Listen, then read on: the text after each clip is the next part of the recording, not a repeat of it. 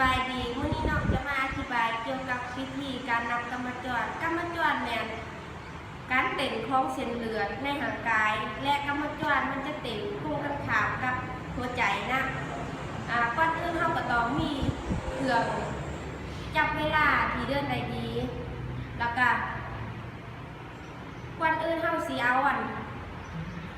กำมะจรเขาเจ้าเขาก็ต้องบอกให้เขาเจ้าอยู่ในท่าสบายแล้วก็บ่บอกให้เขาเจ้ารู้ว่าเขาสิเฮ็ดหยังเพราะว่าถ้าเขาเจ้ารู้ว่าเขาสิเอากำมะจรของเขาเจ้าอาจสิมีความกดดันหรือว่าอยากตกใจใดการเอากำมะจรนั่นวิธีเอากำมะจรนั่นเฮาก็ต้อง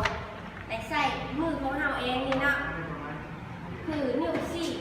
และนิ้วนางนิ้วกลางของเฮานี่และบนที่เฮาสามารถเอาได้แม่นนั่นเป็นเอาได้ตัวร่างกายที่มีเส้นเลือดในอยู่บ่ว่าจะเป็นขมับกอแขนพับแขนซอกมือขาก็ได้วิธีเอาแม่นเสื้อ2นิ้วคือการเนาะเสื้อนิ้วชี้และนิ้วกลางมาโป้งแตะอยู่ในเส้นเลือดของเฮาวันที่เฮาต้องการเอานั่นพร้อมทั้งฟังเสียงของเส้นเลือดเต้นว่ามันเต้นแนวใดและเราสามารถเอาได้คือนับ1 นาทีเลยหรือว่าจะนับ15 วิแล้วมาคูณ4หรือว่านับ30 วิแล้วมาคูณ2มันก็จะออกเป็นกำมะจรต่อนาที